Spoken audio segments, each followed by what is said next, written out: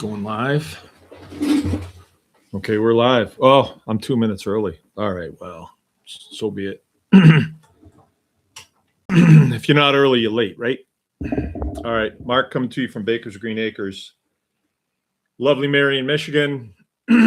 Was lovely today. It was highest I saw was 43 degrees. My phone was saying it was 40, but the thermometer on the house saying it was 43. So, and that was quite nice. I mean, what a break. What a break. So,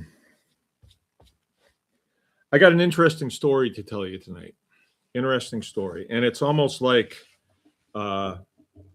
things that have happened in the past and stories that I come across now. They start to make sense and they start to provide a path, right? A path. And I think if I can go through this a little bit, I think it could be helpful to people. Before I do, though, I'll tell you a little bit about what our day was about. Because I like to do that because I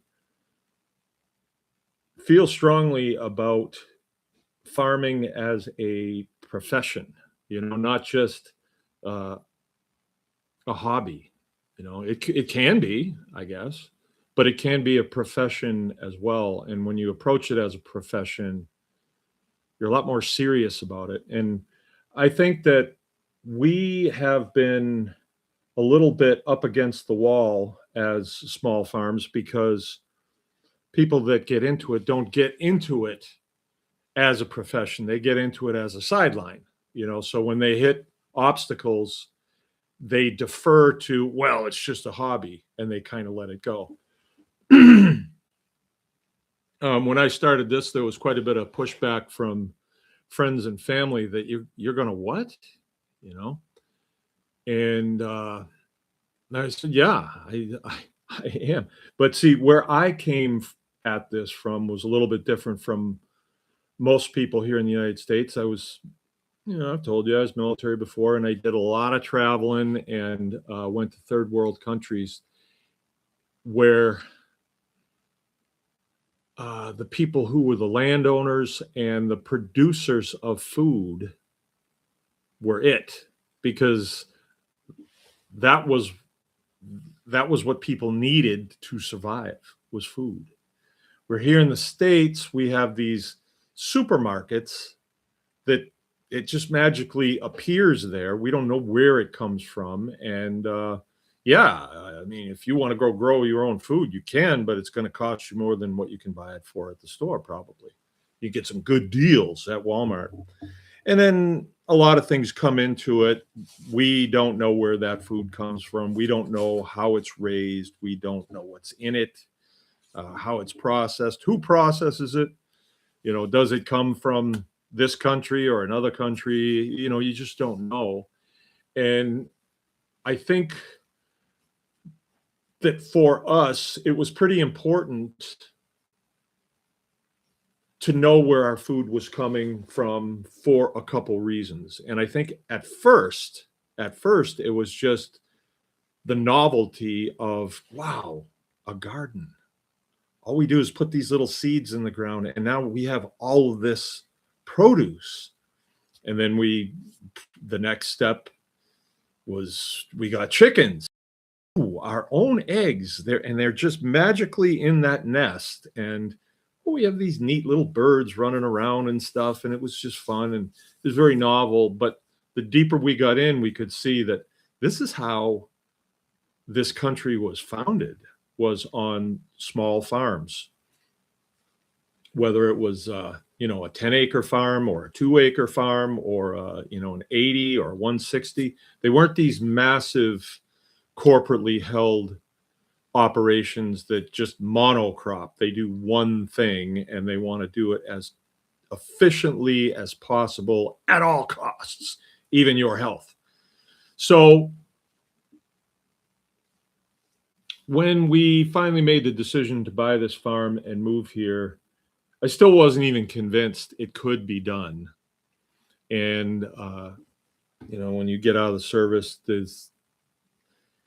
there's people that are looking for employees, and I got headhunted basically and took a job and did it for a year and realized, hey, I'm the new guy again. You know, I'm starting over again. I'm the new guy and I'm getting all the crummy jobs and the crummy pay and dangerous and stinky. And uh, that wasn't what I wanted to do again for another 20 years. Because that's the way the military is. You're the new guy when you start out and you get the crummy jobs and the low pay and all that stuff. So we finally made the decision, and it was a foggy decision, honestly, at first, that we can't do both. We're either going to run a business or I'm just going to work a job. And we live on a farm. Well, why live on a farm? It's nice. You can ride a horse, you can go motorcycling, and you can shoot guns, and you can do all kinds of fun stuff, swim in the pond, you can do all that. But there's so much potential when you're here. You're just staring at it all the time, but you need time and energy and thought power to do it. And I made the decision after about a year of working in town, I'm not going to do that anymore because they're just sucking everything out of me. And it's understandable. It's understandable. But I had the ability and the property to do something else. And I had a vision too. I had a vision. It wasn't like a vision, like a burning bush vision or anything. It was just an idea of a direction to go that, hey, this would be better and we could do better by doing this. And it was foggy at first. There was certain things, even in the early days, that we knew you have to have a handle on this. And if you don't, then you're at the mercy. You're basically a victim to other businesses. So we made the decision and we took the jump and we plunged right in, and there was really no turning back.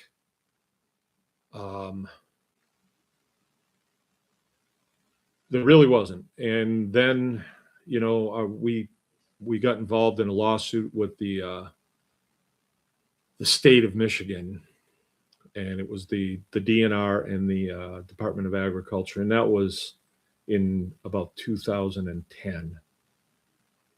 And then you're really toast, because if you want to get a job after that, you're kind of seen as a rabble rouser or a turd stirrer. So that moment, I didn't realize it, but that was the moment when we burned the boats. There's no going home now. And that's been good for us too, because there is no turning back at this point. I mean, there's retirement. You can sell out and then you can buy a motor home and do that type of thing. You can, but I think you need to be about 85 to do that, because you don't want to do it at 65 and then what? We're going to do this for 40 more years or 30 years? I don't think I'd want to do that. Anyway, not going to do it. We burned the boats. We're staying here. Still finding a lot of interesting things to do and expanding all the time. And just, it's a journey that is behind every rock. There's magic that crops up. So I like to tell a little bit about what the day was like before I start into this story, just so you know, this is what a day is like around here. So I'll just tell you, my son came back from the Air Force yesterday. I picked him up at the airport. And we stayed up late last night, just yucking it up, all of us. And so we got up a little late this morning, and we're a little slow getting going, but my hired man was here and he had the cows in and he was doing what he does. And so I got down there when he had already milked about 4 of the cows. And that was okay, because the milk was in the tank and I was the guy that jars the milk on Monday. So, it was okay. And he kind of covered for me a little bit. No big deal. I'm the boss. I can show up late if I want to. So did that.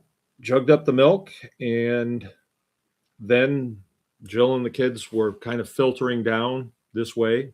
It's Christmas week, so tomorrow we don't want to have a whole lot to do, and Christmas Day we don't want to have a whole lot to do. So we want to get stuff kind of tightened up before the holidays really kick in, and my kids come over for Christmas Day, and well, there's no work that goes on that day except the daily stuff, feeding the animals and milking cows and stuff.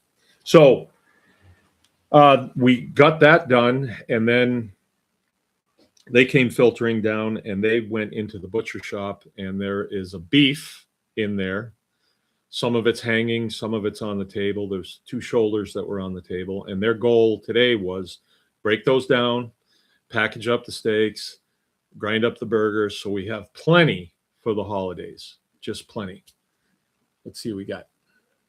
Okay, so that went on, and that while they were in there working, I jumped on the tractor. I got hay to both groups of cows. It was a nice day, right? So I don't mind running around on the tractor and doing stuff. So I took a bunch of bedding down to the cows that are down below and bedded their entire area, and did a little fence reconfiguration, and did some manure scraping because it was warm. A lot of the manure was loose. I scraped it into a pile and then added it to another pile. Very interesting when I did that. I got a pretty good sized pile of manure down there, probably 6 or 8 feet high, like 6 feet high. And at the base, it's probably 10 feet across at the base, diameter. And I dug into that and picked it up and dumped it. Whoa, it was hot. It was really hot. And usually by this time, the compost piles have settled down, but this one was pretty hot. So I turned the whole thing, got a lot of oxygen in there to it, and then added to it, which was kind of nice. You usually don't do that in December, but I did. It was quite enjoyable. It's nice down there. And then what did I do after that? I had a bunch of little pigs that were ready to be weaned. There was 16 of them, and they have to be caught. And then about half of them are boys, so we had to castrate them, and then we put them in a transport cage and took that over to a different pen that's away from their moms. And before I could drop them in there, I had to get in there's a hut in there, a shelter. They're small. They're probably only about 30 pounds, 25, 30 pounds. And so we had to get in there, and I had to get in there and smooth out the dirt. And then I put a layer of bedding in there, wood chips again, and then I broke a bale of straw in there. So when I brought them over, and it's a cage that I've built that we can load little pigs in, and then it's got a trap door on it so you can pull a rope and the door opens up, and then they get out, and then they do laps around the inside of the place looking for their moms, but they couldn't find them. So they wound up I put a load of feed in for them too, and they just chowed, and then they went in the hut, and that was it. They crashed out. So got that done. That was a pretty good thing to do. It's not fun doing that on a really cold, windy day. So today was a good day to do that. What else did I do after that? I moved a bunch of stuff around, got stuff out of the way, knowing that, snow's coming and colder weather's coming, and I want things cleared out. So when I plow, I'm not plowing around stuff or plowing stuff in. I pulled over a bunch of porta huts, calf hutches, because I have 3 calves coming next month. I have 3 cows that are going to calf. And got those repaired, and I'm going to figure out where I'm going to put those, right? I want them close because I have to look at those calves every single day and really make sure that they're on top of things. And I think we're going to actually put those calf hutches on the garden, and they'll be in those hutches for 2 months until they're weaned, and then they'll go out with the other calves. So Yeah, I think that's what we're going to do. So I did get quite a bit done today, and then seeing my son was home, the four of us, my son Keith and my two younger sons, Jim and Frank, and Jill, we went over to Ebel's hardware store to look around and to get a cup of coffee. We got to go over there and just look at the stuff. They have a real nice gun selection, and it's just fun. And the people over there have become kind of acquaintances and friends. So it's like, hey, you go in and you look around, and it's something to do. But it's just a thing that we do. So that was that, and got home and put some stuff away, put the tractor away and stuff. So it wasn't a super, super productive day. A lot of hamburger got made, a lot of milk got put in jars, and I just looked in the cooler and it's all gone. So all those people have come through, got their milk and gone. So, a good day, a good productive day. So anyway, that's what my day was like. And tomorrow will be a little bit more of the same. I moved a bunch of hay today too. I had hay that was sitting out that we had covered with a tarp.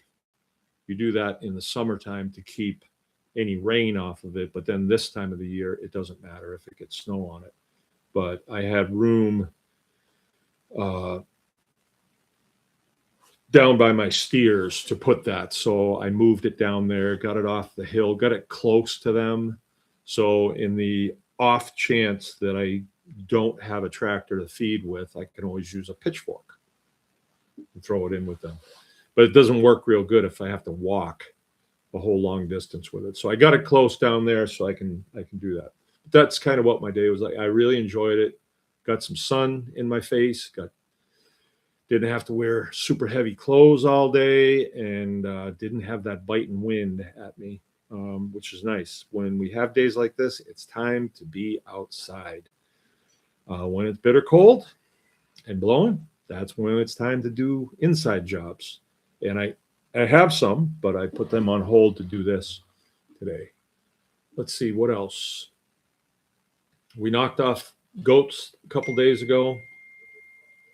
What day was that? I don't know. Maybe it was Sunday. Yeah. Finally knocked those things off. Those things are driving me nuts. And I think those got processed today too in the shop. I think so. So that was today. All right. I want to tell you guys a story. And I've told this story before, but there's an end part to it that has to do with a story that I posted on the Anyone Can Farm tribe page. And you can go and read it. It's about a landowner that had a problem with his township. And he beat them in a court of law and won $25,000 from them. And maybe I'll read it. But I want to start this with an incident that happened back in 2014, and I will never forget this. Okay, so there was this. This is about the time our lawsuit with the state ended, and we actually prevailed. And what the lawsuit had to do with was Department of Agriculture, DNR, together. They came out with this document. They called it the declaratory ruling, which I didn't even know what that meant. But in that document, they said that under the Invasive Species Act, that certain animals are prohibited because they say so. And they said that anybody that has pigs with these 9 characteristics must get rid of them or face, all kinds of nastiness, right?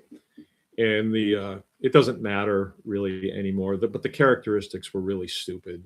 Brown pigs, pigs with floppy ears, pigs with erect ears, pigs with curly tails, pigs with straight tails, pigs with distinct skeletal structure. I'm not kidding. That's what they said, but they never even gave a qualifier. They never said, well, what distinct skeletal structure exactly are you talking about? So basically they're saying they put out these characteristics and you never quite know, do I have those pigs? And they said, well, you could be fined $10,000 per pig.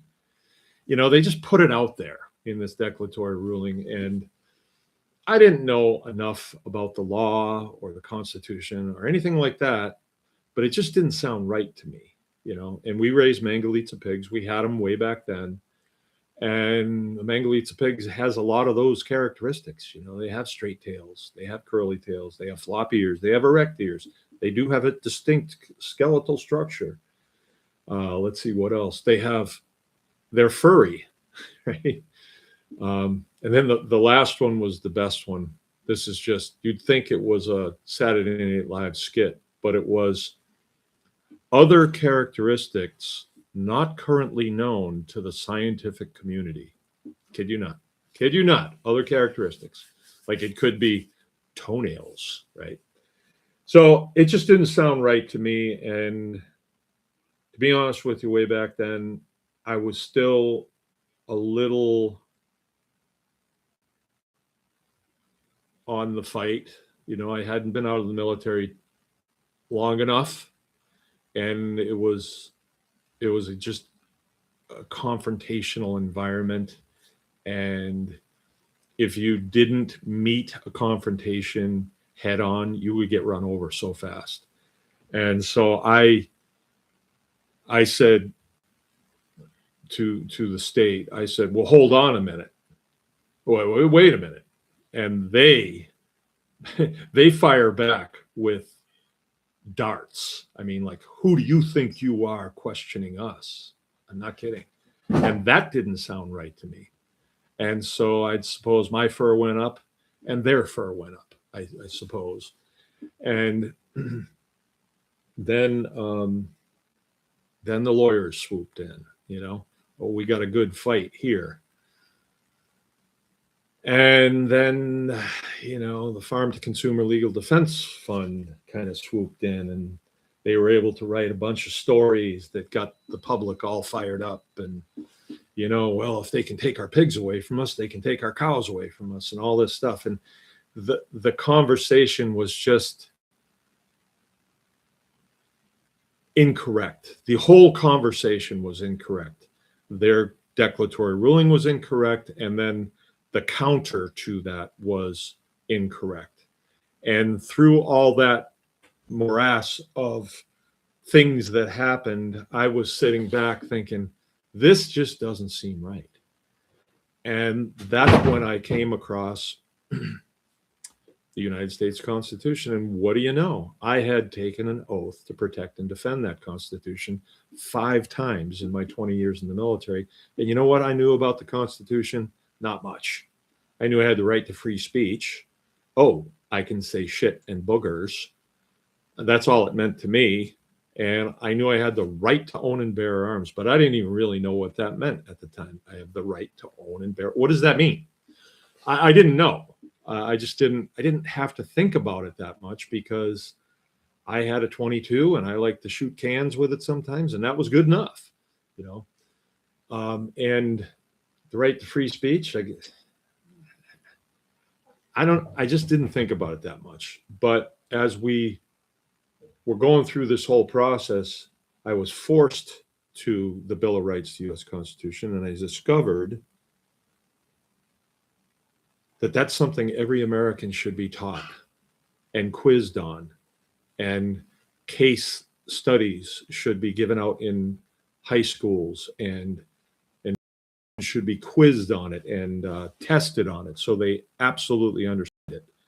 But that isn't what happens. And so when a conversation starts up like straight tails, curly tails, instead of saying, hey, screw you, this is private property, unless you got a law against it, that's the conversation that we should be having. We should just ignore them, actually. We got into things like void for vagueness. Our lawyers said, oh, this will never work because it's void for vagueness. Huh? that's a whole nother conversation that they take in the direction of. And so by the time you get in the courtroom, you don't know really what's going on. You think you do. And then in our case, at the 11th hour, the state of Michigan moved for a dismissal, basically, and that's lawyer talk for saying, we know we're going to lose, so forget it. That's what they did. We no longer have a problem with Baker's Green Acres pigs, is what they said. And the judge is like, well, you did last week. Yeah, but we don't now. We don't now. And the judge said, okay, case dismissed. Kabang. And when we tried to get an explanation on this, the judge was like, well, they don't have a problem with you anymore. So they want the case dismissed. I have no choice but to dismiss this case. They were the ones coming after you. And then you sued them for clarification, which was another lawyer thing. And so it was dismissed. But basically, it was a victory for us. I mean, we stood our ground against the state departments and said, we're not doing it. Because what they tried to do was get us so scared that we would just comply. And then they win, because all we had to do was just get rid of our pigs or switch to a pink pig. That's all we would have had to do. And then the monkey would have been off of our back. But it just didn't seem right to me. And it wasn't right. It isn't right. But they do that all the time. And it's not just the departments that do that. It is the lowest form of government, which is townships. They can be some of the worst. We've seen some of the worst behavior from those people, because usually the township that say, well, I'd like to be on the township board. I think I'll be on. I got nothing better else to do, right? That's the type of person that runs for the township supervisor. And, there's about 5 or 6 of them. And usually they don't have much to do. And so they kind of make things up to do. And I can give you a couple of examples of things that they've done that I know of, where people have come to me and said, do you think this is right? One individual came and said, well, the township came onto my property and they looked at a wood pile that I have, and they said that wood needs to be 6 inches off the ground. And they wrote me a ticket to comply with it. And I said, well, first of all, you own that property, right? It's private property. Yeah, I own the property. Well, where do they get off trespassing on your property to look at anything? Does the township have the right to go on private property? Could they go and inspect your bathroom? Could they go and inspect your refrigerator or your toilet or anything like that? Can they? I don't think so. So that was one. The other one was what I like to talk about the most, because this is a friend of mine that I'll be seeing here soon. She's hustling, to make some money on her homestead, and she lives in an area that's close to the coast, the Lake Michigan.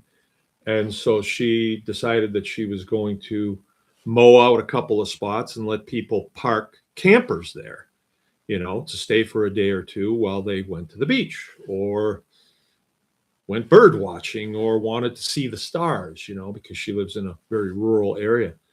And she got a notification from the township, right, that she would need to get a special use permit in order to do that.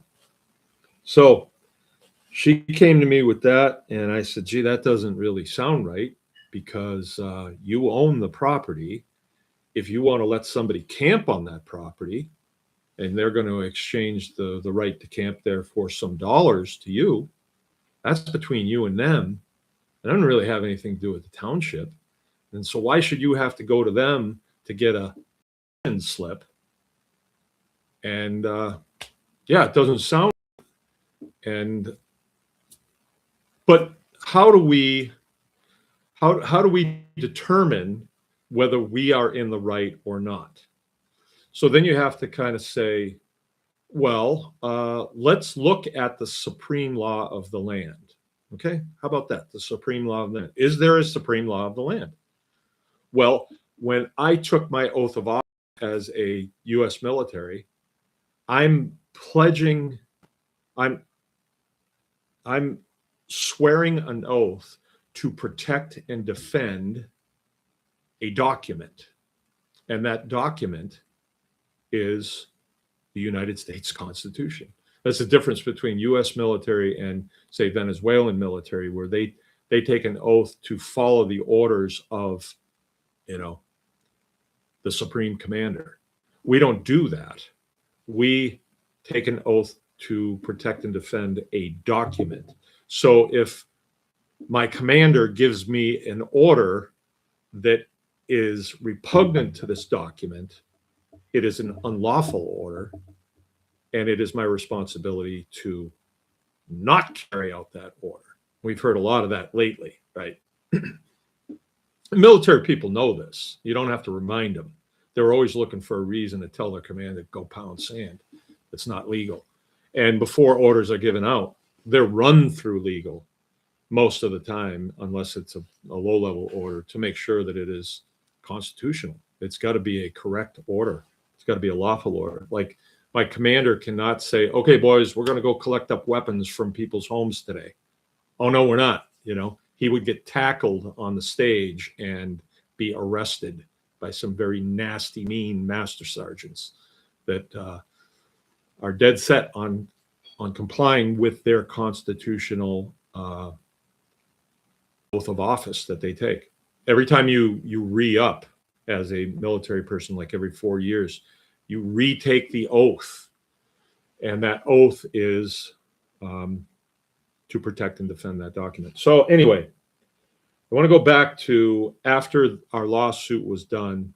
I was at an event in southern Michigan. There was probably about 400 or 500 people there, and it was all like we the people type people, Tea Party people, and things like that. People who are just tired of getting trounced by government, taxes, everything. And the keynote speaker was a guy by the name of Jerry Boykin. Jerry Boykin. You can look him up. Don't know if he's still living, actually, because he was quite old at the time. And he was the keynote speaker, and I happened to be sitting at a round table with a bunch of other military folks, and we were having lunch, and the keynote speaker was going to be right after lunch. So when General Boykin, he is a general, Army, originator of Delta Force, if you know what Delta Force is. If you ever saw the movie Black Hawk Down, he was the commanding officer of that situation. We lost a lot of people and a lot of equipment. It was a bad situation. Happens, but he made good decisions, and he swam out of it. And so did a lot of other people. A lot of people didn't swim out of it. But anyway, that's another story. But that's who he is. And he was our keynote speaker. And he started off the speech as going over some of the challenges that we're facing. He's a civilian now, same as me. I was sitting at a table with a bunch of other military people. So anyway, he takes the stage. I turn my chair around. And here I am looking at General Boykin. I'm probably 15 feet away from him. Big man. Didn't know all that much about him. I know quite a bit about him now because I've read his book and anything else I can find on him. But during that briefing, he's lamenting some of the challenges that we face as Americans, from whether it's government, taxation, whatever it is, but we're facing some problems. Plus, there's been a degradation of society. And what are we going to do about it? And he was mid-sentence on this, and there was a guy sitting behind me who I know, and he was way, way, way out of, he was way off. And he interrupted the general and he said, "Sir, what's the solution to these problems? You don't do that." And I instinctively was very uncomfortable that this guy had said that. I was embarrassed that he said that to the general. And I got the feeling that the general maybe thought that I had said that. And he answered the question, "What is the solution to this, sir?" He said, and he did one of these, oath of office. Felt like he was pointing right at me. And my first instinct was to say, "Hey, I didn't say that," but I'm a professional military too. So I just sit there at attention and I don't move. I'm not moving. And I didn't. But I'll tell you what, that briefing, I remember much about that briefing, to be honest with you. I just remember that very uncomfortable situation that happened at the beginning of it. And I felt really bad about that. This jerk behind me, he's still a jerk, did that. And yeah, it was unfortunate. But that is imprinted in my mind, oath of office. Now, what that meant to me at the time was my oath of office as a professional military, my oath of office. No one answered the question, so I answered it myself, and it was, oh, absolutely, my oath of office. I'm in place to protect and defend this document against all enemies, foreign and domestic. And the last time I took that oath, there wasn't an ending point on that. I'm still under that oath. I still get a paycheck from DOD. I get my retirement paycheck. So I'm still under that oath. They never said, "Oh, you don't have to worry about the Constitution anymore," when I retired. They never did. So I feel like I'm still under oath. I am. Contractually, I am still under oath. What is this? Was ist los? Okay. So fast forward the tape a little bit, and we cleared that whole thing with the DNR and the Department of Agriculture. We went back to farming. Be honest with you, they kind of ruined it because our customer base kind of ran from us. A lot of our friends, a lot of family ran from us because we were somehow seen as dissident, but I thought I was doing the right thing. My pigs are my property, and under the Fifth Amendment, my property belongs to me. Nobody gets to take my property because it's mine. And the Fifth Amendment is one of the longer amendments. It's easy to find if you want to download it. You really should download, I say this all the time, download the Bill of Rights, the U.S. Constitution. Just go through it. It's only a page. The right to free speech, the right to own and bear arms, the right not to have soldiers billeted in your home. Right? But the Fourth Amendment is you are secure on your property from unlawful searches and seizures. That means nobody can come on your property without a warrant or your invitation. The Fifth Amendment, there's several parts to it, but one is that your life, your liberty, and your property is protected under the due process of law. The state that, hey, we don't think you should have those pigs because straight tails or curly tails, so you need to get rid of them. Well, that's not how it works. If you want me to get rid of my pigs, you need to pass a law. And that law has to make it through committee, it has to make it through the House, it has to make it through the Senate, and then it has to make it to the governor's desk to be signed into law. Then you can take my property from me. But if it got to that point and there was a law, I would surrender it because I follow the law. I am a supporter of the law, right? Notice I farm for a living. I don't rob banks for a living. I think robbing banks would be easier, actually, than farming. It would be. And it'd probably be more lucrative in the end.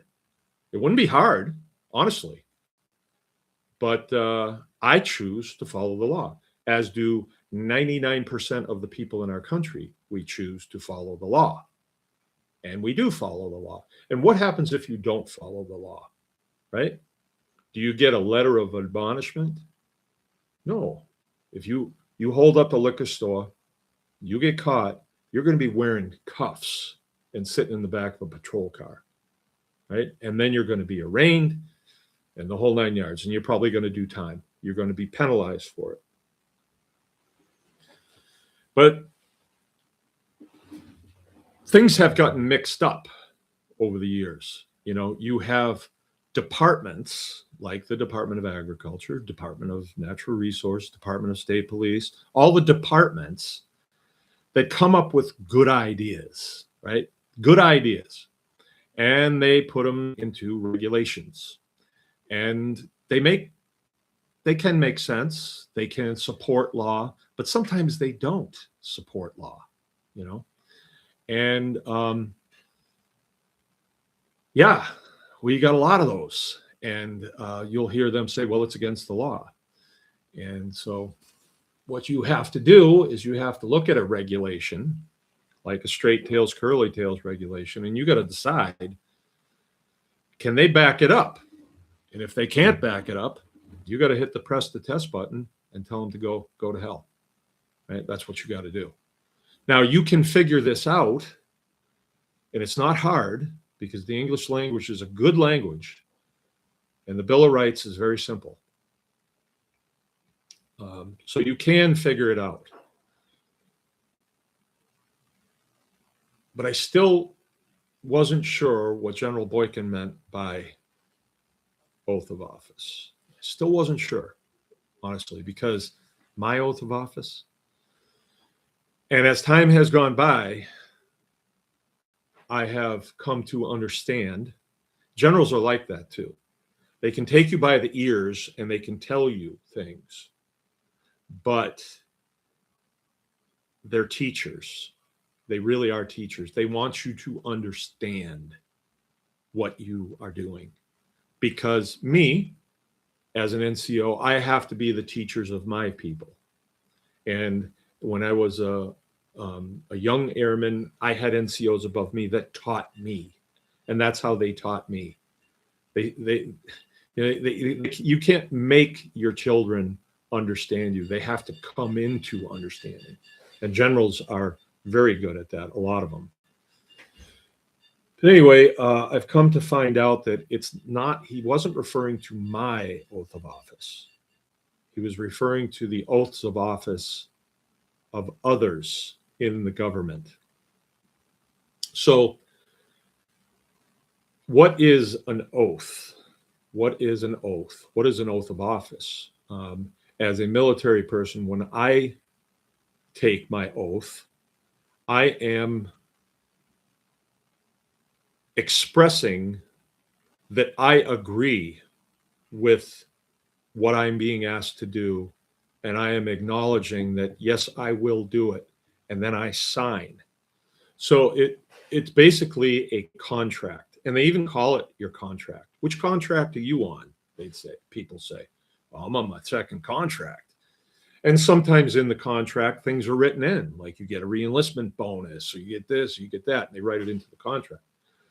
But one thing that never changes in those contracts is your oath of office to protect and defend the Constitution of the United States. And me, I have to go one further and obey the lawful orders, of the officers appointed above me. And I've told you guys a million times, for the most part, we like our officers. I had a few bad ones. But for the most part, my officers were good. And they never asked me to do anything that they wouldn't do themselves. A lot of times they can't do what I'm being asked to do because that's not their duties. They're not trained in it. But they never asked you to do anything that they wouldn't do themselves. A lot of times they can't do it, but you know the spirit is there that, hey, man, if I could do this, I would do it. But you know how to do it, so please do this. Okay, I'll do it.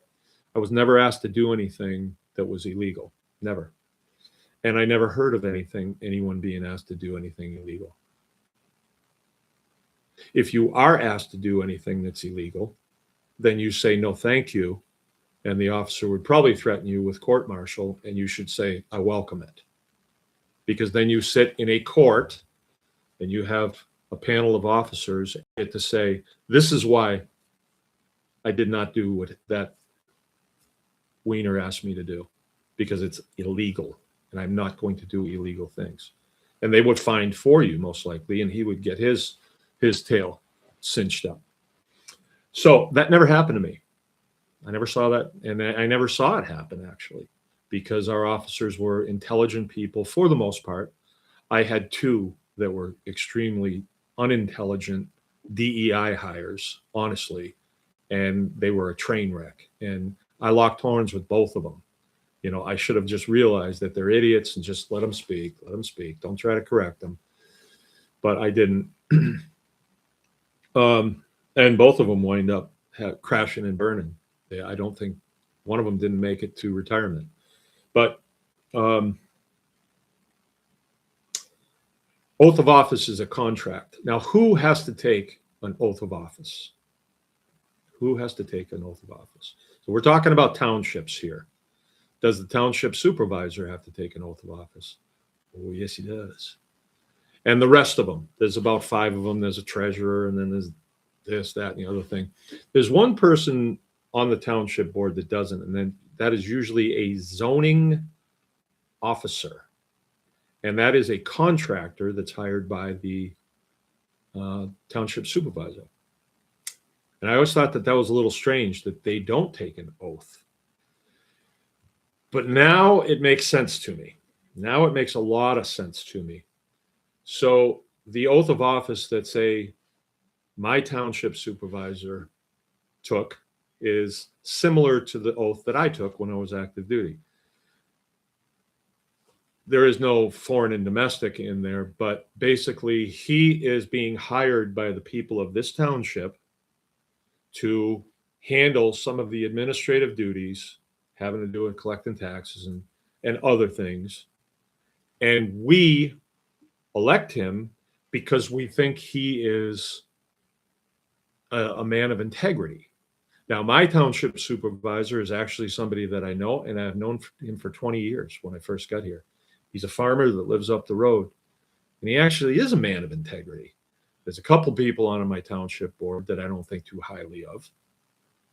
I think they kind of have an axe to grind against men, but they don't do anything, right? They just do their township meeting and they just keep their mouths shut. And that's what they should do, because they are not in charge of me. They're in charge of that administrative office. He is the supervisor of those people, right? Not me. Doesn't get to tell me what to do. And I don't think people get that because they see the title supervisor and they think, ooh,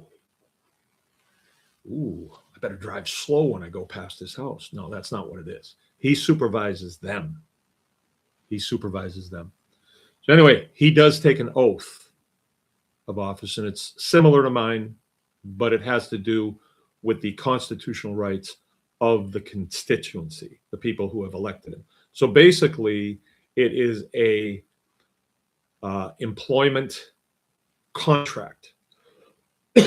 He gets paid, but we want him to do certain things and not do other things. And that oath of office is the contract. Now, if you read down through the Bill of Rights, you have the right to free speech. You have the right to own and bear firearms.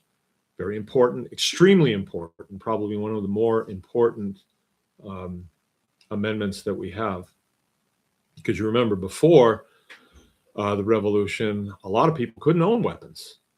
Only the redcoats owned weapons, and the people that the redcoats hired, like Hessians and contractors, private contractors, to keep these colonists in line. And it was very easy because they didn't have guns.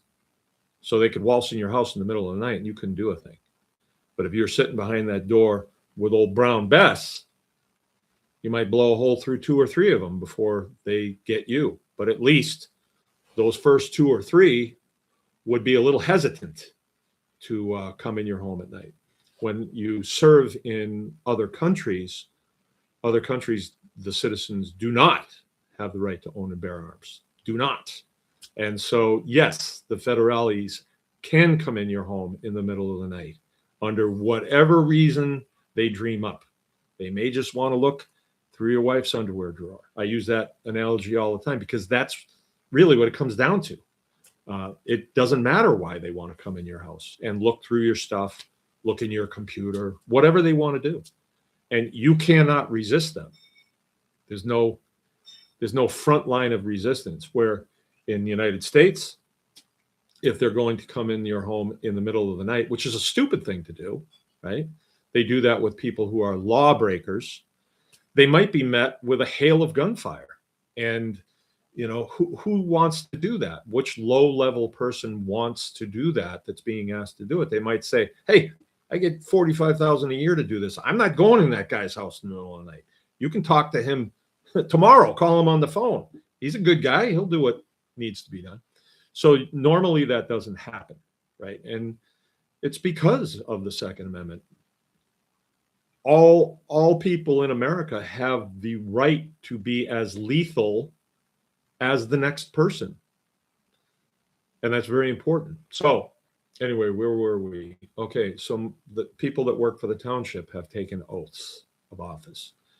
That is their contract of employment, right? What is a contract? Where are contract discrepancies?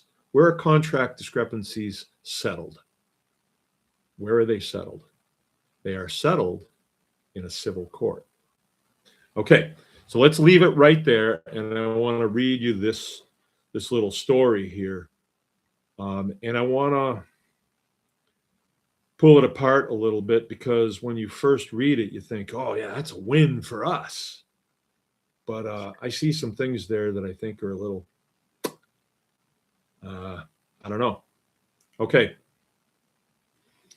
This is an outfit by the name of Outside Legal Counsel, PLC, right?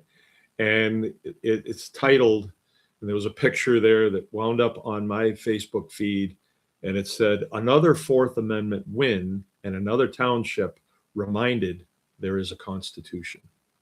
Okay, so that got my interest. Now I'm going to read this. Okay, Outside Legal Counsel secured a federal consent judgment against Aurelius Township that permanently bars warrantless inspections of private property.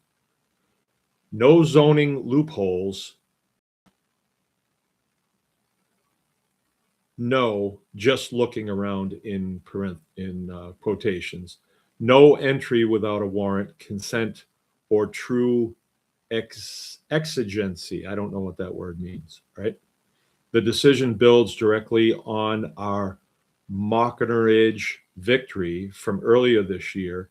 That was another case that they handled, and confirms that the Constitution has always required administrative enforcement is not an exception to the Fourth Amendment. That is the key phrase right there. Administrative enforcement is not an exception to the Fourth Amendment. And if we read the Fourth Amendment, we're secure in our property from unwarranted or unwarranted searches and seizures. So if a zoning coordinator with the township decides he's just going to come on the property and start looking around, wait a minute, you don't warrant. You are actually, once you come on the property, you are actually in trespass, right? No warrant. You got to have a warrant or you got to have my invitation for you to come on. Or you got to, and the warrant could be a search warrant, it could be an arrest warrant, you know, and a warrant means that, let's say a zoning coordinator goes to a judge, a county judge, and says, hey, I want to look at this guy's property. I need a search warrant. The judge is going to be, really? You think I'm going to sign a search warrant? You think I'm going to sign this guy's Fourth Amendment rights away so you can go and look on his property? I'm not doing it. A judge wouldn't do that. Why wouldn't a judge do that? Judge is an elected official. When judges sign warrants, they're very careful. Very careful. Why? Because they got to get reelected. They got car payments and a house payment to make. If they don't get elected, if they're seen as a tyrant that gives warrants to zoning coordinators, they're going to get hammered, right? And they're going to be looking for another job, right? So they're very judicious about that. Now, when they're going to sign a search warrant for somebody that's running a drug house or, you know, prostituting or child trafficking, the public likes that. But even then, the judge is going to say, what proof do you have that this guy is doing this? And it's going to have to be a sheriff's deputy or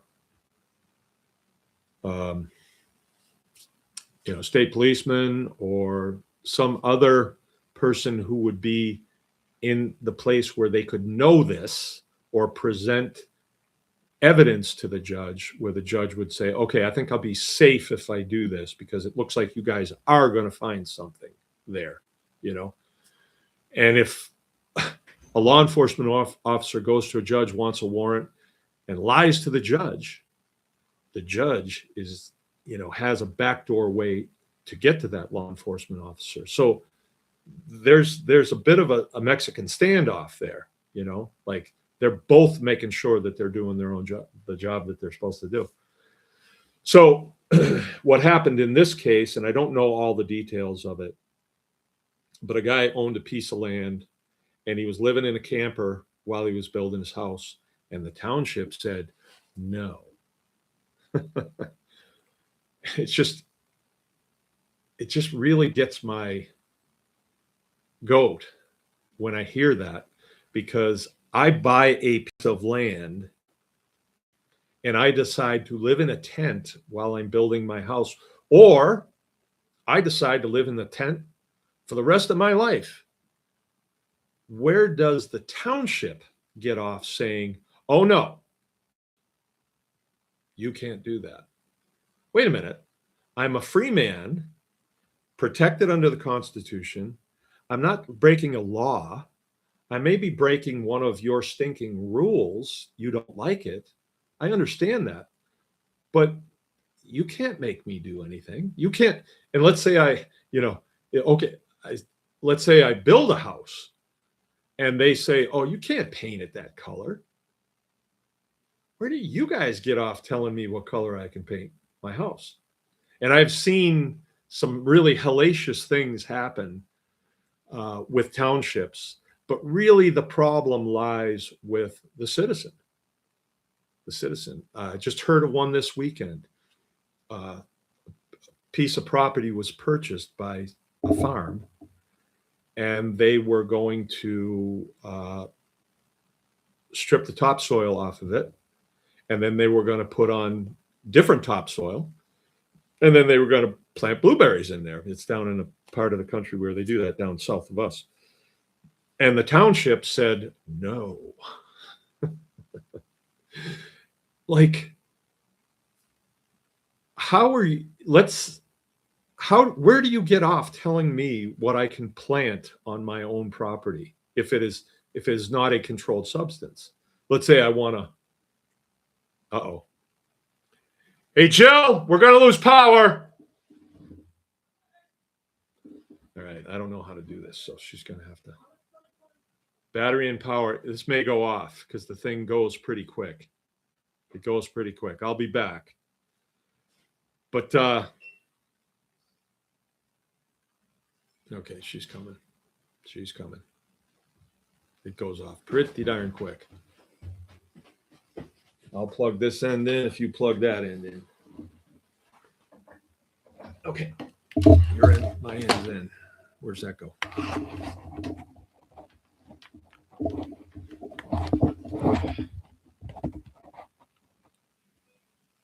There you go. Okay. All right. So that's what happened with this guy. I don't know the particulars of it, but it's sort of like nothing's new under the sun when it comes to these things. I get it. The township wants their town to look the nicest town in the county. They want it to look nice. And if a guy's living in a camper, it can look bad. However, we are American citizens and we are protected under the U.S. Constitution. If we choose to live like bums, it is our constitutional right to do that. Right? Little example here, little sideline. I had a cute little house out in Montana on 13 acres. I bought it. And it had a little creek going through it. Beautiful, beautiful. Some people bought the property next to me. It was a 1 acre park, and it was kind of in a terrible piece of property, but they bought it. She was a nurse. And they moved a trailer house in there. And I couldn't believe that the trailer house even went down the road. I couldn't believe it. But it did. And they moved it in, and they put it right on the property line. And it was real close to the road. It didn't even look right. It was sitting cockeyed. And then they moved another one in. And it just looked like they were setting up a junkyard. This is what it looked. And every day I'd come home from work and I'd drive past it, and I would get more and more irritated with it. You know, I wound up calling it the Better Homes and Gardens look. And I was getting more and more irritated, and they were collectors of dogs. She was just a soft heart. And anytime somebody had an animal that they didn't want, she would take it. And there was just all these yapping dogs over there, and it was terrible. And even one of the dogs that she took in was like a hound dog, and it came to my home and killed 30 chickens.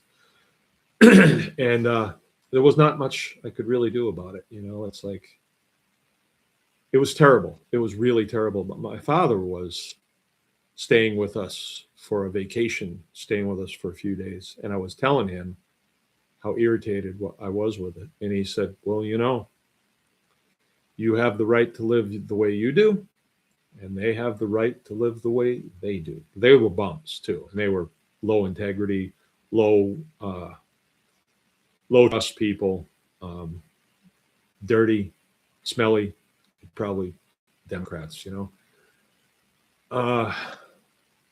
And he was right. And the oath that I took to protect and defend protects their right to live like bums. It really did. And last time I was out there, a few years ago, it was even worse. Looked even worse. Okay, so this is what went down in this township, and this legal firm got involved. Now, I posted this on the tribe, and if you are interested in this, which I think you should be, because one of the things that we face as homesteaders is township governments, because they get the notion that they get to tell you what to do.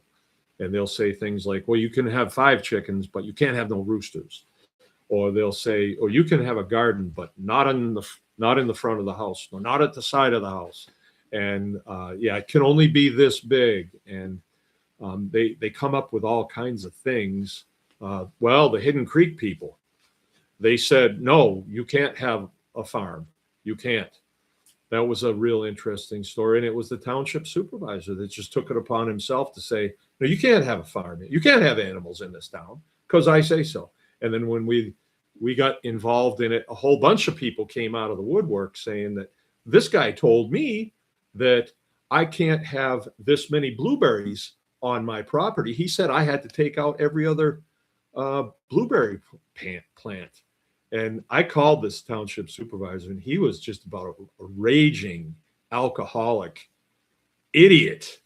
And I said, where do you get off telling these people how many blueberries plants they can have on their property? He said, well, it just makes good sense, and their yield will go up. I said, you don't have the right to tell these people how to farm.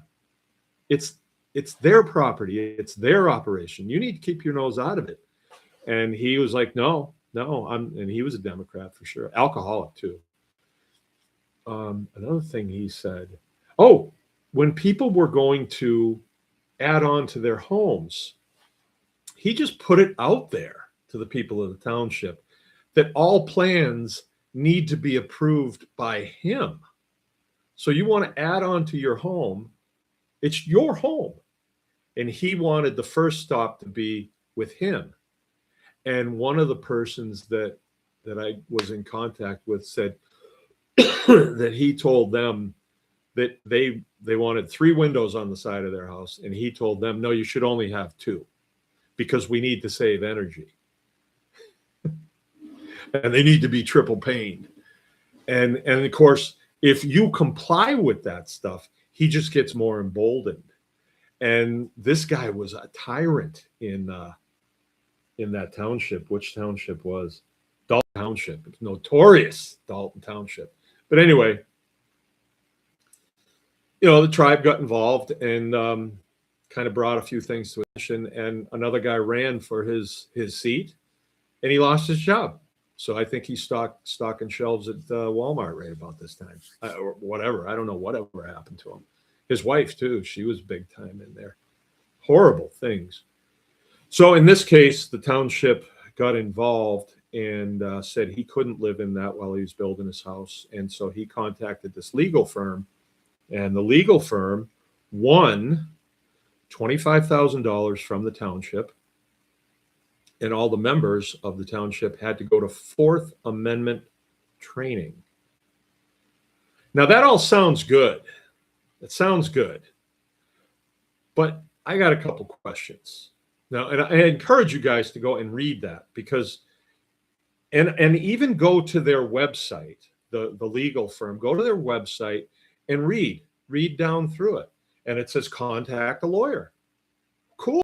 That button. Maybe you can talk to a lawyer about something. Maybe. But I had a couple questions, and I plan on contacting them and say, could I just talk with you about a couple things? Because I'm not sure I'm reading this right. Okay, so the township, the lowest form of government that we deal with as American citizens, contacts me and says, I can't have somebody, or I can't live in a camper on my property, or I can't have chickens on my property, or I can't have a goat, or I can't have a pig, or whatever, or tells me whatever they tell me. And I look at that and I say, is this illegal for me to have a goat? Am I protected under the Fifth Amendment? And I study it, and maybe I talk to my friends, and my mom and dad about it, and my uncle and aunt, and they say there ain't no law against you having a goat.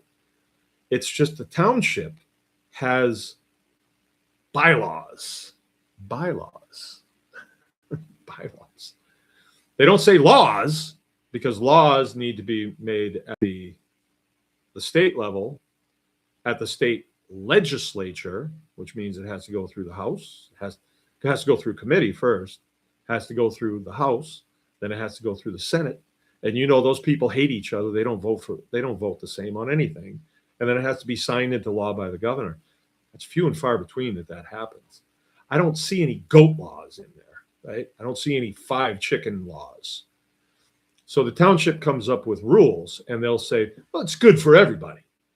Well, it ain't good for me if I want to have 6 chickens and a rooster, right?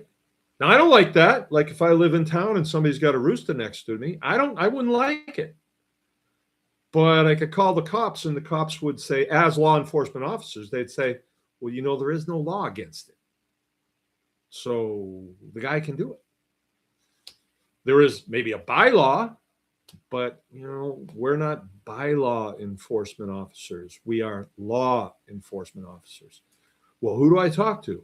Well, maybe the township's got a bylaw enforcement officer. But what power would he have? What authority would he have to enforce it? If you told him to go to hell, what could he do? Could he stand you up against the wall and shoot you? No. Could he put you in jail? Could he take money from you? Could he, could he? The answer is no. So we all want to comply with things, I suppose. I don't. I comply with laws. When the Walmart greeter guy tells me to put a face mask on, I tell him, go to hell, right? And if he touches me, he'll wake up in the hospital. He can't touch me. He can't. About the only thing he could do is call law enforcement and have me trespassed. And I suppose that's okay because they have their rules. And if you don't comply with their rules, yeah, they can trust. Just like I got rules here, right? I got rules here. And if somebody wants to violate my rules, I can say, well, you can't come to my house anymore. I can trespass them. Like somebody wants to use foul language at the dinner table constantly. I warn them one time, but they keep doing it. I say, I'm not inviting you over anymore. But I can't throw them in jail. I can't fine them. I can't execute them. I can't, right? So that's basically where the township is. They could suggest things to you. You've got to clean up your yard, but you could suggest things to them too. You're a little overweight and your wife is really ugly, so she should wear a veil over her face. You could suggest things too, right? So they don't own you is the thing. But how do we deal with this? How do we deal with this? This route here with this law firm might be a way to do it. They got a $25,000 judgment from the township. But my question is, does the township have money? Do they have a drawer there at the township office where they keep, an extra 25 grand in there? They better not. So where does that money come from? Where's that money come from? That would be my question. Now, I think people could argue, well, the township employees are all bonded. Well, what's that mean?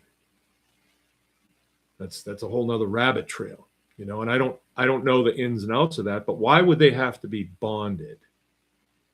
Why would they have to be bonded? All right.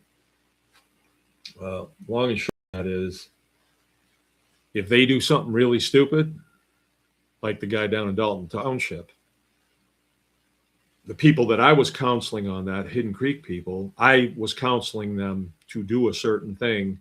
They half-stepped it. And they did not sue the township. They did not.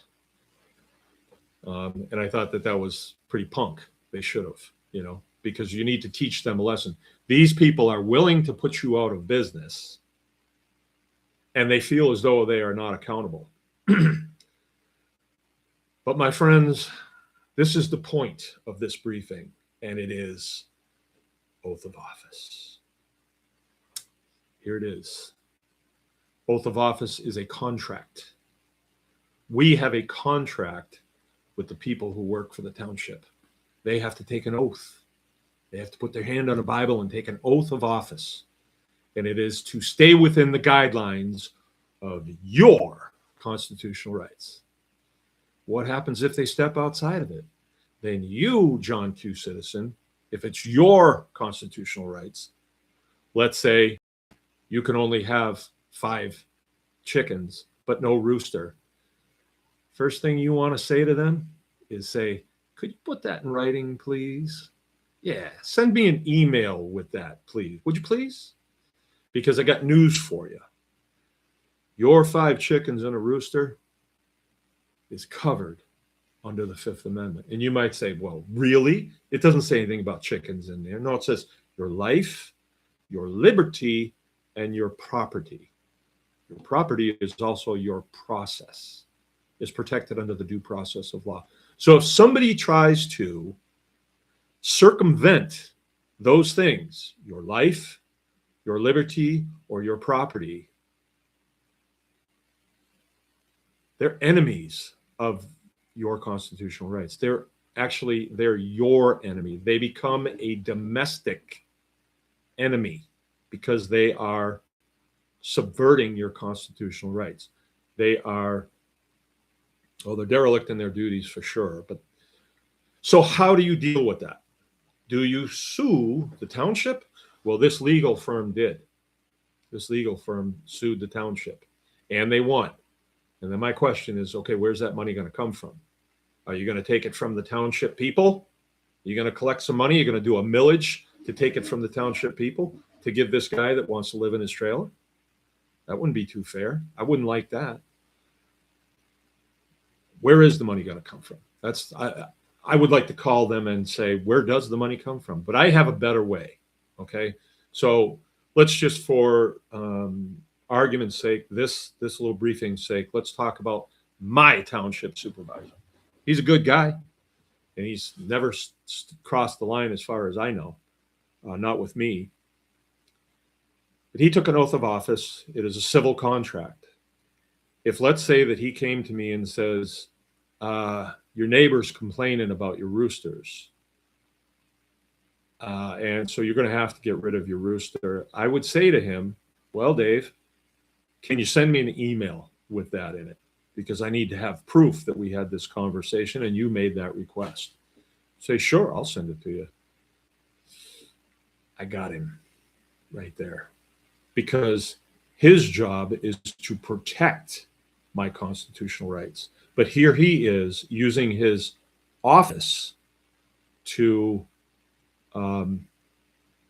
urge me to give up my property. And that's when we get into the color of law, the color of law. So an official comes to me, right? Township supervisor, he's an official. And he says to me, you need to give up your rooster. Well, he's doing that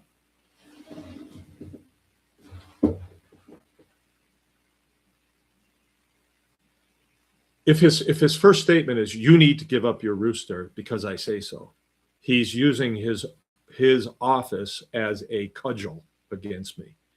If he comes to me and says, hey, look, I got no way to make you give up your rooster, but you're irritating your neighbor, so could you? I mean, keep the peace, give up your rooster. He could say that, but when he says, you need to give it up or you'll be fined, that is what is called, and you're going to write this down. You should write this down. That is called degradation, degrading. We're degrading. If we degrade vinegar, we're mixing it with water or something else. My constitutional rights say that I have the right to my property. Well, Mark, could you have a bag of crack cocaine? No, because it is illegal. I have no right to illegal substances. I have no right to that. I don't have the right to break the law, right? But I do have the right to a rooster. What about in township limits? Do I give up my constitutional rights when I move into town?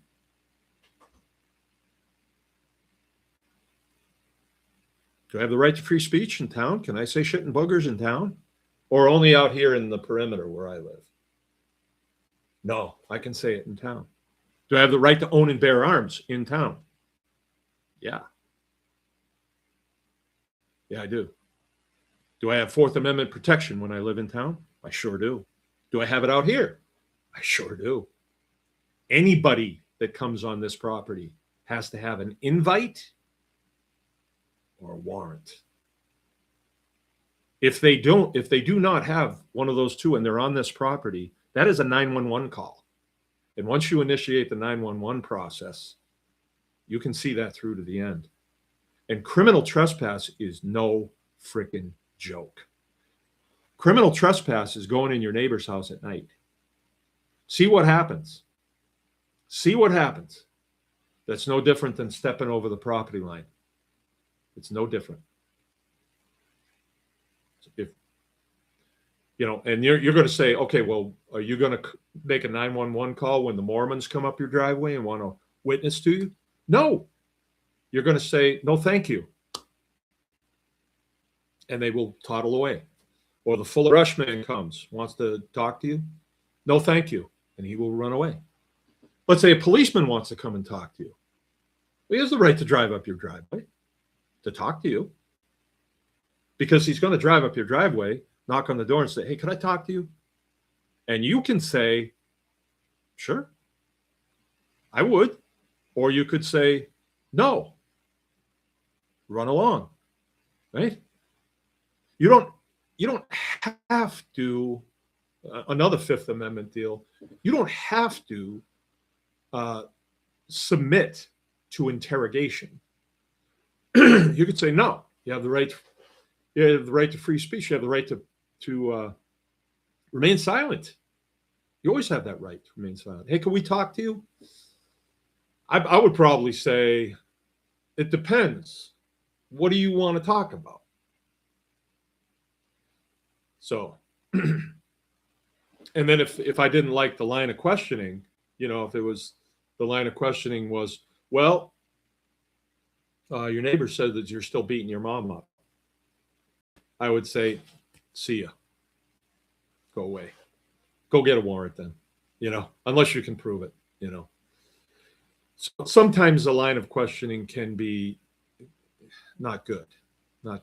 And, cops, they got to make arrests and stuff, but generally things go in a fair direction. I don't think cops are looking to push the press the test button with us, law-abiding citizens. Yeah, it happens. I know the DNR is some of the worst scumbags that walk the face of the earth.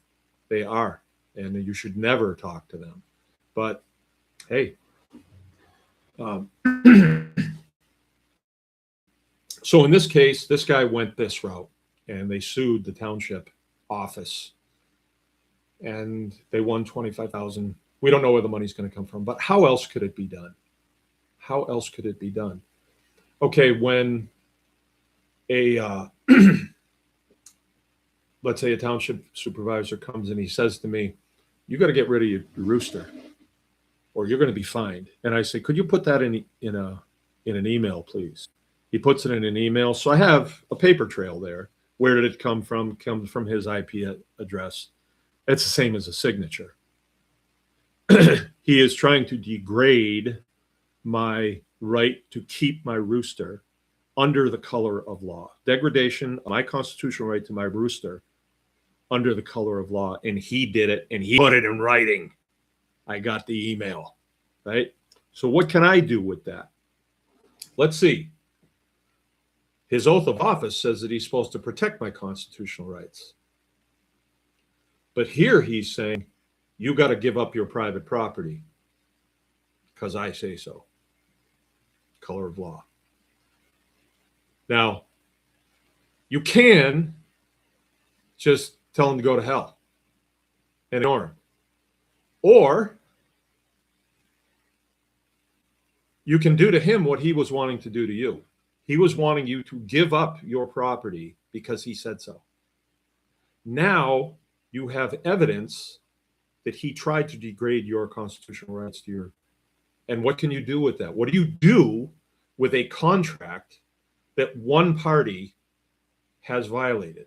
You have a contract with your neighbor to mow his lawn. You mow his lawn and he doesn't pay you. And he says, I'm not going to pay you. What are your options? You can sue him. Where? In a civil court.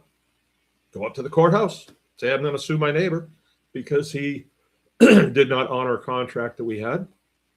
He's not paid me for the lawn mowing that I've done, and I want to sue him. Somebody did that to me.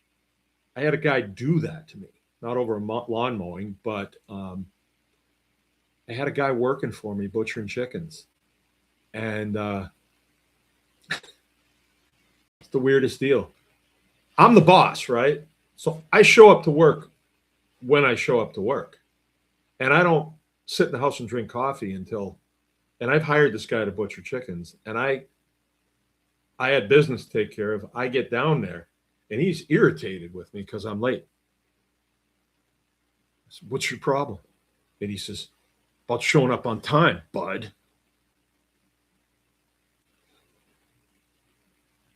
I said, go, get out of here.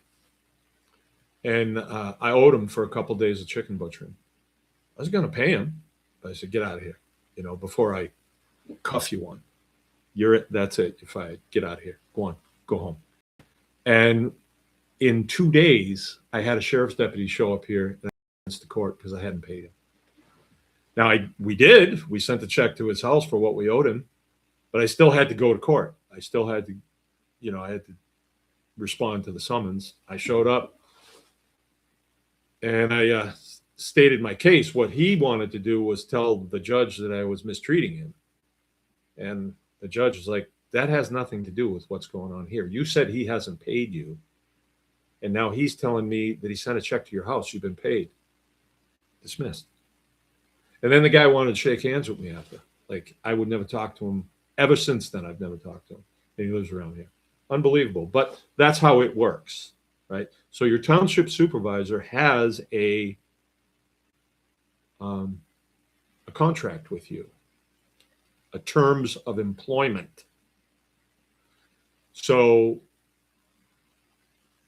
if he violates that, you got him.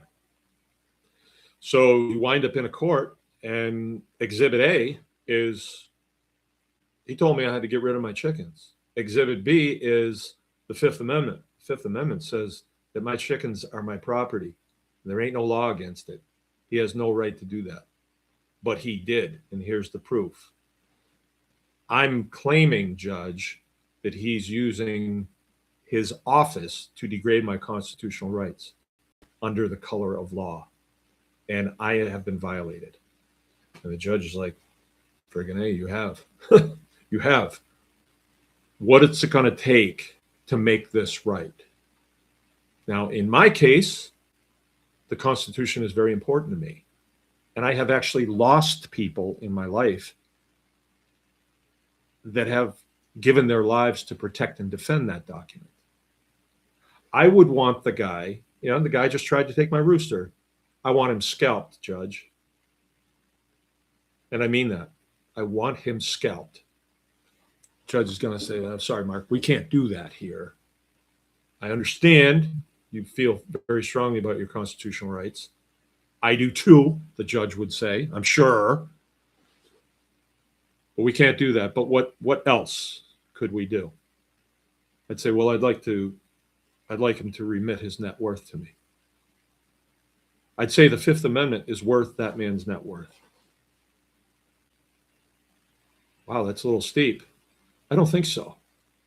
Young men have given their lives for this document. Who does this scumbag think he is? Trying to degrade my constitutional rights.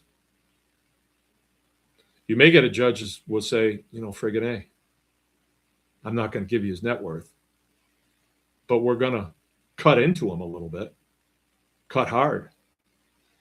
You may have a judge that would say, rooster. Eh. But when he goes home and he thinks about it, he's going to be like, he's right. Because if we can take his rooster, we can take his car because it's the wrong color. We can take his children because they have red hair. Where does it end? We can take his pigs. We can take his cows. What about his process? Oh, this guy just wants to milk cows. Just trying to make a living, just like everybody else. Feed my family. And you want to, these entities seem to want to penalize this guy or this guy or this guy. But you can't let them do it. And this is the way to do it. Now, are we always going to sue the supervisor? No. We can sue any one of them. Maybe sometimes we don't want to sue the supervisor. Maybe we want to pick one of the weaker members and sue that one. Let her sweat a little bit for a few months before she has to go into that civil court. Let her come to you and say, hey, why are you doing this? Sorry, I can't talk to you. You have to talk to a lawyer, or you have to put it in writing. You know? Now, I don't have a contract with them. They can't haul me into a civil court. They cannot. There is no contract. I'm not in an HOA. An HOA is a different story. If you move into an HOA, when you sign the final paperwork, you're agreeing to all of their stupid rules. Your grass has to be this high. Can't fly any flags, anything like that. You can't blow a trumpet at dawn just because you're a GI, just because you're a veteran. You can't do that. You can't put up an American flag in some of them. You know, if you sign on the dotted line, you're agreeing to it. You put up an American flag, you're going to wind up in a court.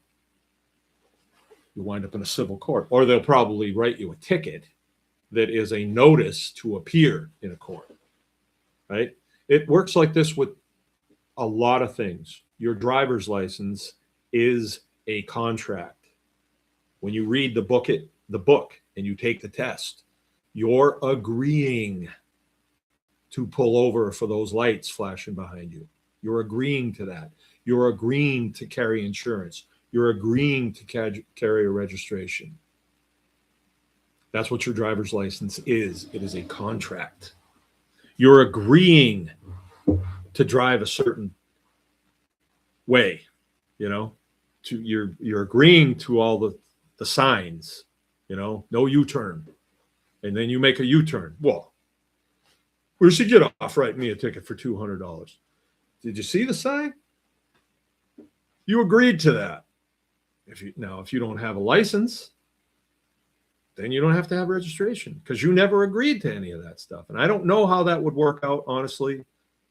I don't know, because then you're dealing with an individual policeman and I don't know how that would work out, because I don't know if there's a law that says that you have to have a license. I don't think so. But I don't know, because I'm not ready yet to cross that bridge. I don't want to do that right now. I got too much stuff to do, and I don't feel like doing that right now. Somebody else has. I know there's people that do it, sovereign citizens and state nationals and stuff. You never really find out how that works out. You know, I just don't know. And I don't have time to deal with it. But this stuff I do, because this comes our way all the time as small farms. So you can go this route with this legal firm. I would reckon it might be a good way to go, but you're going to pay them. You're going to pay them. To sue my township supervisor, it cost me a few bucks when I go to the courthouse and initiate that process. And then he gets served by a sheriff's deputy, and you have to pay that sheriff's deputy. I don't know how much it is. I've never done it, actually. But then when you go to the court, it's just you, him, and the judge. It's not a criminal case. It's just a case whether or not he has violated his oath of office. And you have to be smart about it. You're not arguing whether your rooster is below a certain amount of decibels. That's not the argument. The argument is, this is my property, protected under the Fifth Amendment, and this guy is saying that I cannot have it. And he's using his office to degrade that. He's using the color of law, right? So you narrow down the argument, and the judge is going to say, no, you got to get rid of your rooster. Well, then you lose. But you gotta frame the argument. Is my rooster covered under the Fifth Amendment? Yes or no? Well, not in town. Well, wait a minute. Do I have the right to say shit and boogers in town? See? So, and in town, they have rules too. They have rules. And, don't move to town and get a pen of pigs going. Don't do that. The people that live in town want to live in town, and there's a certain lifestyle in town. If you want to have a pen of pigs, you need to be in the perimeter, right? You should be in the perimeter. But then there's townships south of me where they're saying you can only have 1 pig per acre and things. Like, where do you guys get off with this this criteria? You know, it's just beyond me. But there is a way, and it's a little aggravating for me sometimes. Like, let's say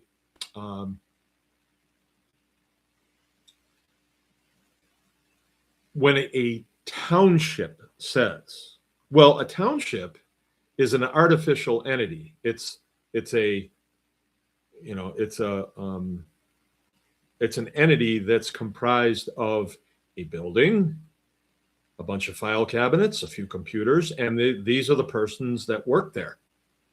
But when you force them to put it in an email or in writing, it's got to come from a person.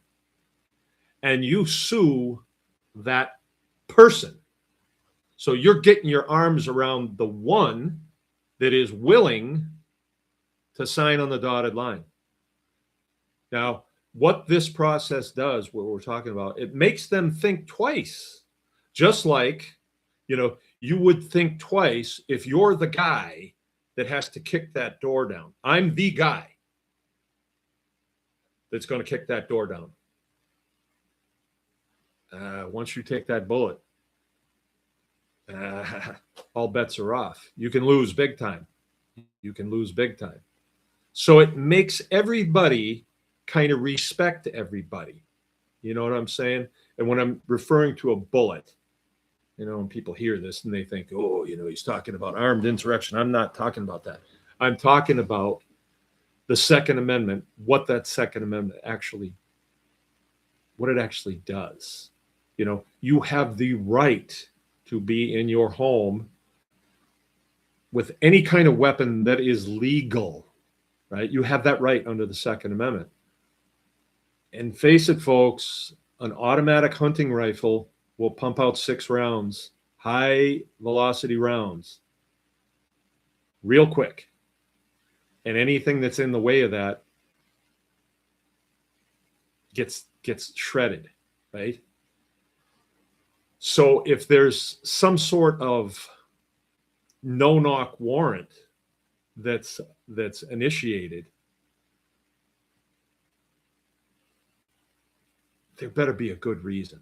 There better be a really good reason, right?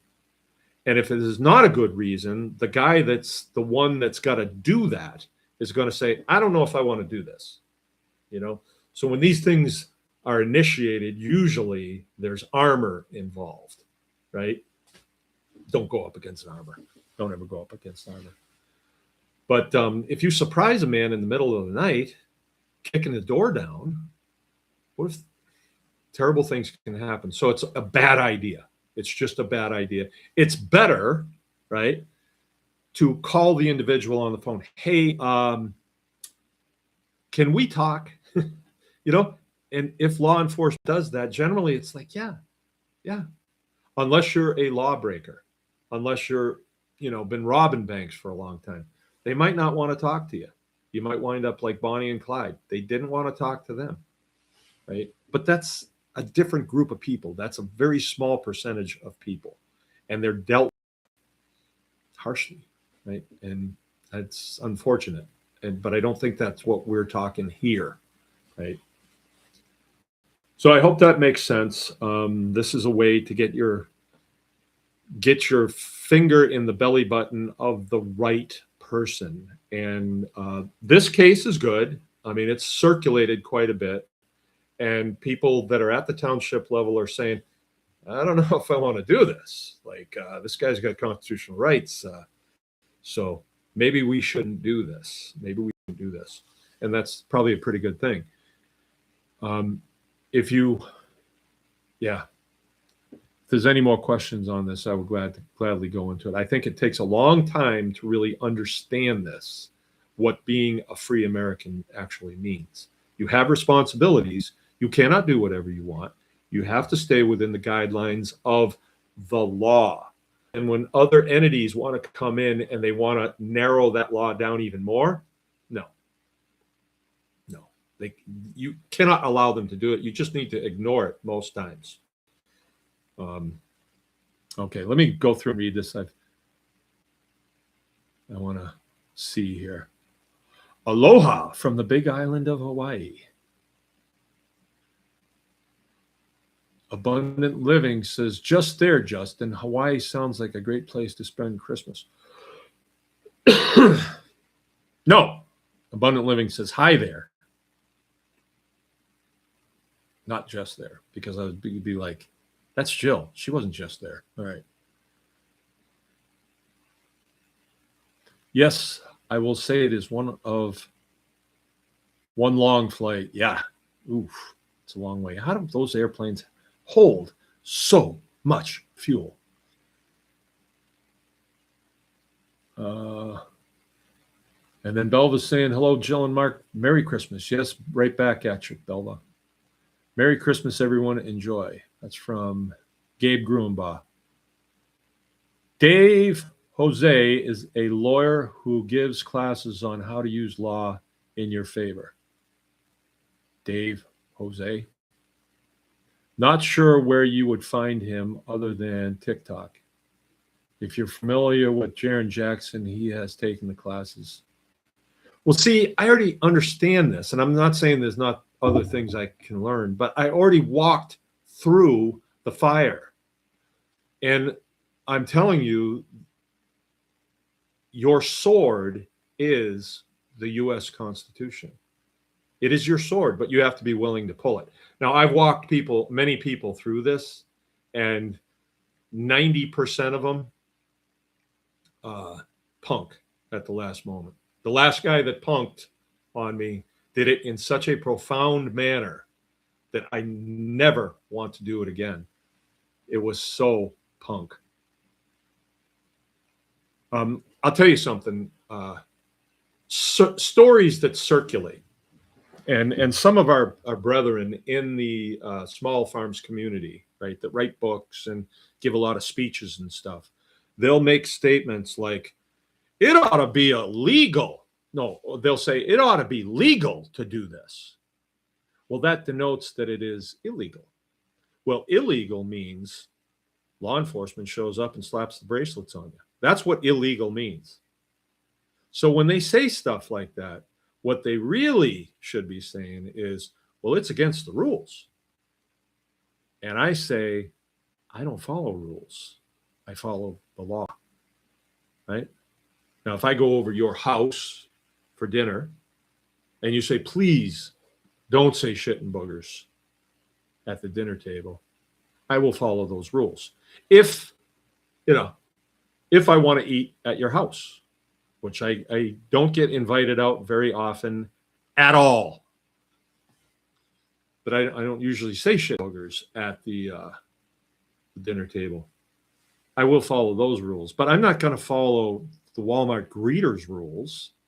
Turn your t-shirt inside out because it might offend somebody. Are you kidding me? All right. Good for Dave and good for Jaron, but I got what I need. Help with signing up for classes. He's in Oklahoma. Might find him on YouTube.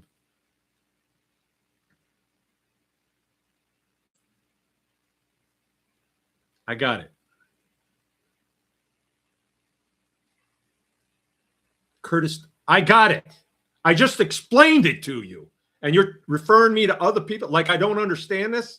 I walked through this. Do you understand? He would charge. Forget it. All right.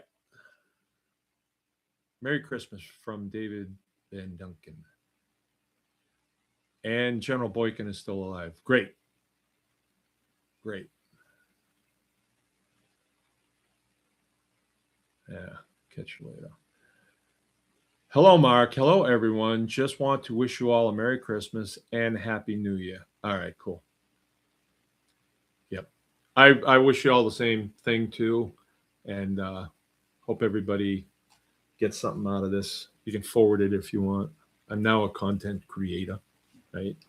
All right, I'm gonna get going. Time to get out there, put the pedal to the metal. If you want to read that article, I posted it on the tribe, and read it, see what you want. If you want to discuss it further, let me know. All right, good night. Remember, anyone can farm.